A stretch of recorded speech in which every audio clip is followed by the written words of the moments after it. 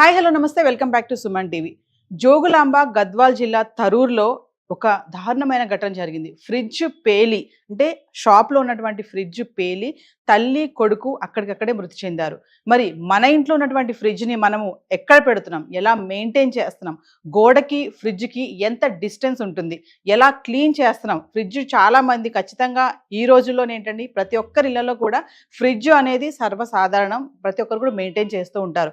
కానీ మనం fridge maintain చేయడమేనా, దాన్ని ఎలా పెడుతున్నాం, ఏ ప్లేస్లో పెడుతున్నాం అనేది చాలా ఇంపార్టెంట్. ఒకవేళ చిన్నపాటి నిర్లక్ష్యంగా ఉంటే గనక అది షాప్లో ఉండనివ్వండి, ఇంట్లోనే ఉండనివ్వండి, వంటగదిలో ఫ్రిడ్జ్ని మనం ఎక్కడ పెడుతున్నాము, ఎలా పెడుతున్నాం అనేది ఖచ్చితంగా చూసుకోవాలి. ఒక్కసారి ఈ వీడియో చూడండి, స్టార్టింగ్ నుంచి ఎండింగ్ వరకు టెక్నీషియన్ ఎంత క్లియర్గా ఎక్స్ప్లెయిన్ చేస్తున్నారంటే మనము ఇంట్లో ఫ్రిడ్జ్ని ఎక్కడ పెడుతున్నాం, ఎలా మెయింటైన్ చేస్తున్నాం, ఎలా క్లీన్ చేస్తున్నాం అనేది ఖచ్చితంగా అర్థమైపోతుంది. వీడియో ఎక్కడ పాజ్ చేయొద్దు, స్టార్టింగ్ నుంచి ఎండింగ్ వరకు చూడండి. ఈ వీడియో చూసాక మీకే అర్థమైపోతుంది మనం ఫ్రిడ్జ్ని మనము ఎలా మెయింటైన్ చేస్తున్నామని. మరి వీడియో చూద్దామా? నమస్తే, welcome back to Suman TV. తరచుగా చూస్తున్నాం కదా ఈ మధ్యన సనత్ నగర్లో ఫ్రిడ్జ్ బ్లాస్ట్ అయింది. ఏంటి ఫ్రిడ్జ్ బ్లాస్ట్ అవ్వడం అనుకుంటున్నారా? అవునండి, ఇది నిజమే. ఎందుకంటే గీజరు, ఏసీ ఇవే కాదు, ఈ మధ్యకాలంలో ఫ్రిడ్జ్లు కూడా బ్లాస్ట్ అవుతున్నాయంట. అంటే మనం ప్రతి ఒక్క ఇళ్లలో ఖచ్చితంగా రిఫ్రిజిరేటర్ అనేది వాడుతూ ఉంటాం కదా.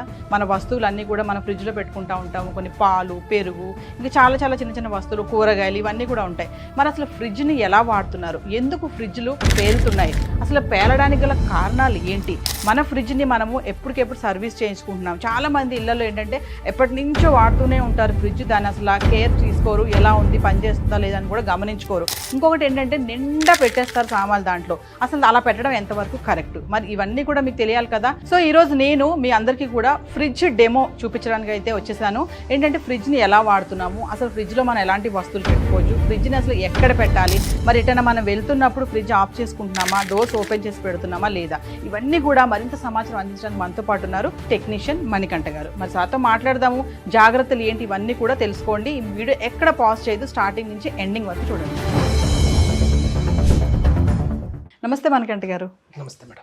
మణికంఠ గారు, మరి నాకు ఒకసారి ఈరోజు ఫ్రిడ్జ్ డెమో కావాలి. రీసెంట్గా మనకి సనత్ నగర్లో చూసుకుంటే ఫ్రిడ్జ్ బ్లాస్ట్ అయింది. ఎటువంటి ప్రాణ నష్టం అయితే జరగలేదు.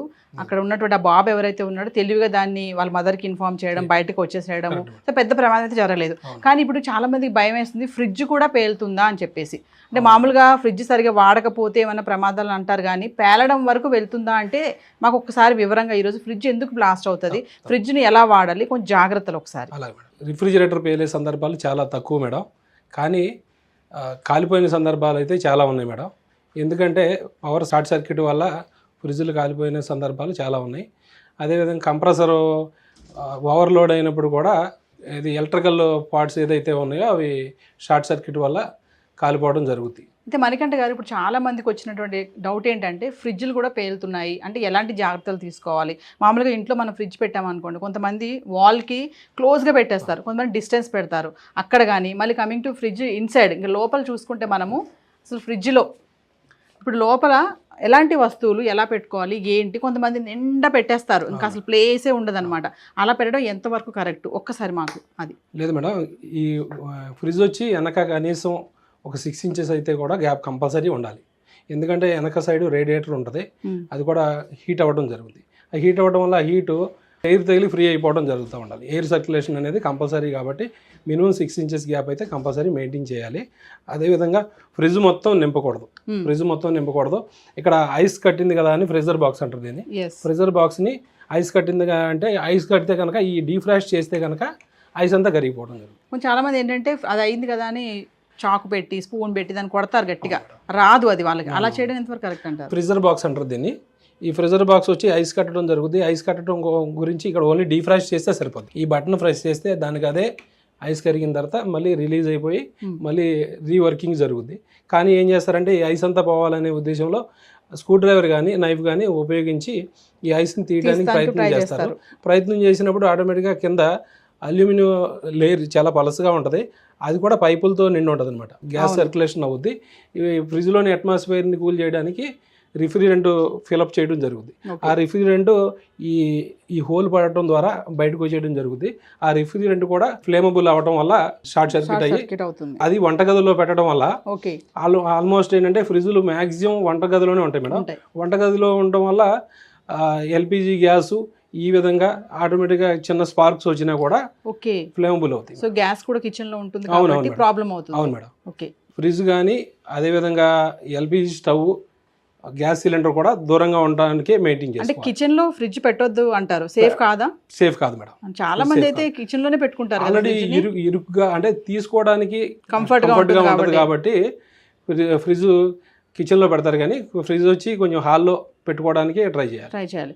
ఇంకొక విషయం మణికంఠ గారు, మామూలుగా చాలా మంది ఫ్రిడ్జ్ ని కడిగేస్తా ఉంటారు, మొత్తం బయట పెట్టేసి బాల్కనీలో పైప్ పెట్టి వాటర్ వేసి మొత్తం శుభ్రంగా కడుగుతారు, ఒక మనిషి స్నానం చేసినట్టు అనమాట.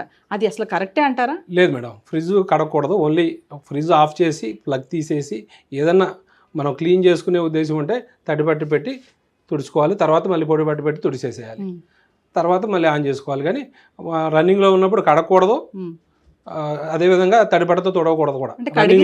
పాడైపోతుందా ఫ్రిడ్జ్? పోతుందా? ఫ్రిడ్జ్ పాడవడం కాదు కానీ మేడం, ఇప్పుడు ఇవన్నీ కూడా ఎలక్ట్రికల్ పార్ట్స్ ఉంటాయి, లోపలికి కంపల్సరీ కడిగినప్పుడు వాటర్ వెళ్తాయి, షార్ట్ సర్క్యూట్ కంపల్సరీ అవుతుంది. అంటే వైర్లకి ఎప్పుడైనా తడి తగిలిందంటే ఆల్మోస్ట్ స్పార్క్స్ వచ్చేస్తాయి. ఓకే.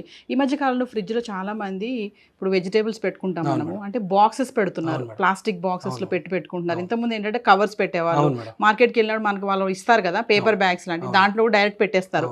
అసలు అవన్నీ కరెక్టే అంటారా? బాక్స్లు పెట్టుకోవడం కానీ అది పెట్టుకోవడం ఇబ్బంది లేదు మేడం. ఇక్కడ వరకు ఆల్మోస్ట్ బాక్సెస్ పెట్టుకున్నా ఇబ్బంది లేదు, కానీ ఈ ఫ్రిడ్జర్ బాక్స్ మొత్తం నింపేయకూడదు. ఇప్పుడు డబుల్ డోర్ ఫ్రిడ్జ్కి వచ్చి ఇక్కడ ఫ్యాన్ అనేది ఒక సిస్టమ్ వస్తుంది, డబుల్ డోర్కి వచ్చి ఫ్యాన్ అనేది సిస్టమ్ రావడం వల్ల ఫ్యాన్ ద్వారానే కూలింగ్ కిందకి స్ప్రెడ్ అవుద్ది కంప్లీట్గా. ఇప్పుడు ఆల్మోస్ట్ ఏం చేస్తారంటే రవ్వ, కిచెన్ కి సంబంధించిన ప్రతి వస్తువు, కారం కూడా కంప్లీట్ గా లోపల నింపేస్తున్నారు, ఫ్రిడ్జ్ ని ఒక బీరువా లాగా వాడేస్తున్నారు. కాబట్టి దానికి బ్రీతింగ్ స్పేస్ ఉండదు, ఎయిర్ వెళ్ళే సర్క్యులేషన్ ఉండదు, కాబట్టి బ్లాస్ట్ అయ్యే అవకాశం కూడా ఉంది మేడం. బ్లాస్ట్ అంటే ఏంటంటే ఇప్పుడు ఓవర్లోడ్ అవ్వడం వల్ల ఏమవుతుందంటే షార్ట్ సర్క్యూట్ అవ్వడం. మెయిన్గా కంప్రెసర్ పగిలిపోయిన సందర్భాలు చాలా తక్కువ అయినప్పటికీ కూడా మెయిన్గా ఏంటంటే ఇది వైర్లు కాలిపోయే అవకాశం ఉంటుంది. అంటే ఏదేమైనా ఫ్రిడ్జ్ ని టైట్ గా పెట్టొద్దు.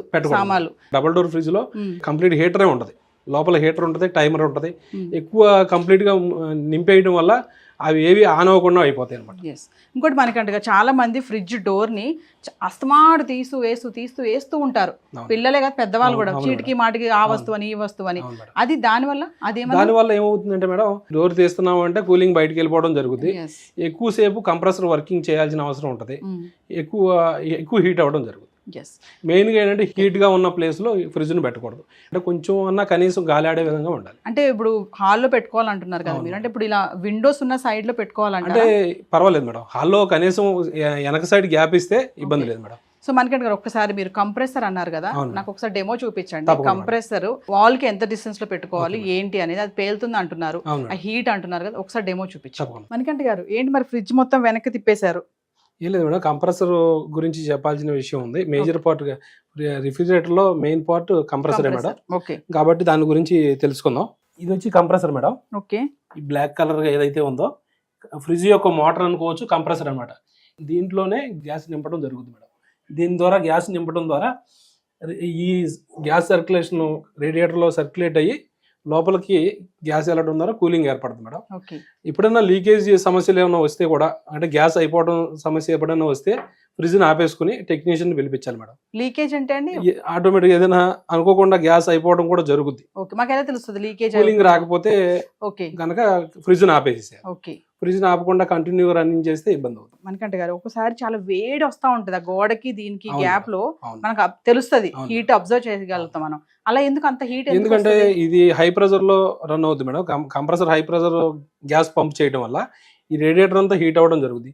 ఈ రేడియేటర్ కంప్లీట్ రిఫ్రిజిరేటర్ లోనే బాడీలోనే ఇచ్చేయడం జరుగుతుంది. బాడీలో ఇచ్చేయడం వల్ల ఇదేం బయటకు కనబడదు, ఇన్బిల్ట్ ఉంటుంది.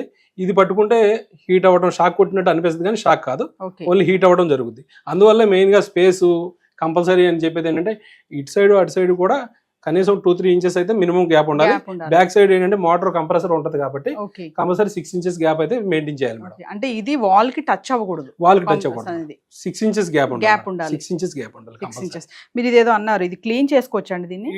ఈ ట్రే వచ్చి మినిమం మెకానిజం తో ఎవరైనా చేసుకోవచ్చు మేడం. ప్రత్యేకంగా మెకానిక్ ని పిలిపించి క్లీన్ చేయాల్సిన అంత అవసరం అయితే దీనికి లేదు. కాబట్టి ఈ రేడియేటర్ ఏదైతే ఉందో ఇది బ్రష్ తో క్లీన్ చేయటం, ఓకే ఇక్కడ 2 స్క్రూలు తీసేస్తే ఈ ట్రే బయటకు రావడం జరుగుతుంది. ఎందుకంటే డీఫ్రాస్ట్ బాక్స్ లో ఏదైతే ఐస్ కట్టిందో ఆ ఐస్ కట్టిన వాటర్ అంతా మనకు డీఫ్రాస్ట్ అవుతుంది. ఓకే కూలింగ్ వచ్చిన తర్వాత కట్ ఆఫ్ జరుగుతుంది. కట్ ఆఫ్ అయినప్పుడు ఐస్ అంతా కరిగి ఈ పైప్ ద్వారా ట్రేలోకి వచ్చేస్తుంది. ఈ ట్రే అప్పుడప్పుడు కనీసం 6 మంత్స్కి ఒకసారో 8 మంత్స్కి ఒకసారో తీసి క్లీన్ చేసుకునే విధంగా ఉండాలి. లేకపోతే బ్యాడ్ స్మెల్ వచ్చే అవకాశం ఉంటుంది. అంటే మీరు ఇది బ్రష్ తో క్లీన్ చేసుకోవచ్చు అంటున్నారు కదా? చేసుకోవచ్చు, ఏం ప్రాబ్లం కాదు. ఏం ప్రాబ్లం ఉండదు. ఆఫ్ చేసుకుని చేసుకోవాలి మేడం. ఏదన్నా ఆఫ్ చేసుకుని చేసుకోవాలి. మెయిన్ గా ఏంటంటే ఇక్కడ ఈ పైపులను చూసుకుని కరెంట్ దగ్గర కొంచెం జాగ్రత్తగా చేసుకోవాలి. ఏదన్నా ఓకే మనం బ్రష్ చేసేవచ్చు కదా అని మొత్తం కంప్లీట్ గా హార్డ్ గా చేయకూడదు. సింపుల్ గా చేస్తే నీట్ గా క్లీన్ అయిపోతుంది. ఇంకో విషయం ఏంటంటే చాలా మంది ఊర్లు వెళ్ళేటప్పుడు ఇంకా ఒక 10 రోజులైనా వెళ్తున్నామంటే ఉన్న సామాన్లన్నీ ఫ్రిడ్జ్ లో పెట్టేసుకొని మామూలుగా పిండ్లు గానీ ఉప్పులు గానీ కారం గానీ ఫ్రిడ్జ్ లో పెట్టేసి టైట్ గా నొక్కేసి వెళ్ళిపోతారు. ఫ్రిడ్జ్ కూడా ఆఫ్ చేయరు. అంటే అసలు ఫ్రిడ్జ్ మామూలుగా మనం 10 రోజులు కానీ 5 రోజులు కానీ ఊరు వెళ్తున్నామంటే ఫ్రిడ్జ్ ఆఫ్ చేసుకోవాలంటారు? ఆఫ్ చేసుకుంటే మంచిది మేడం. ఎందుకంటే మనం లేనప్పుడు ఇంట్లో ఏం జరుగుతుందో తెలియదు. ఏదైనా ఎలక్ట్రానిక్ వస్తువు ఏది వాడినా కూడా మనం లేనప్పుడు ఆఫ్ చేసుకుని వెళ్ళటమే సేఫ్ మేడం. లేకపోతే ఇప్పుడు దీంట్లో ఉండేది చాలా మినిమం సంబంధించిన వస్తువులే ఉంటాయి. అవి మరీ కాస్ట్లీ వస్తువులు అయితే లోపల ఏం పెట్టం. కాబట్టి తీసి బయట పెట్టి డోర్ కూడా ఓపెన్ చేసి వెళ్ళాలి. ఓపెన్ చేసి పెట్టాలి. డోర్ ఓపెన్ చేసి పెట్టడం వల్ల ఏంటంటే స్మెల్ రాదు. మామూలుగా ఫ్రిడ్జ్ షాక్ ఎప్పుడు కొడుతుంది అండి? ఏ ప్రాబ్లం వస్తే షాక్ ఇస్తుంది? ఎర్తింగ్ లేకపోవడం వల్ల షాక్ కొట్టడం. Earthing compulsory. ఫ్రిడ్జ్ కి కంపల్సరీ ఎర్తింగ్ అవసరం. ఎందుకంటే ఏసీలు అంటే కనీసం పైన ఉంటాయి కానీ ఫ్రిడ్జ్ మనం పట్టుకోవడమే ఫ్రీజర్ బాక్స్ లో చేయి పెట్టడం జరుగుతుంది. కాబట్టి మనం అందులో కిచెన్ లో ఉంటాం, తడిగాళ్లతో రావడం పట్టుకోవడం షాక్ కంపల్సరీ కొడుతుంది. ఇంకో విషయం, ఫ్రిడ్జ్ మనకి ఏమి అలారం ఉండదు, ఏం సిగ్నల్స్ ఇవ్వదు. కాబట్టి మన రీసెంట్ సనత్ నగర్ లో జరిగినట్టుగా బ్లాస్ట్ జరిగింది.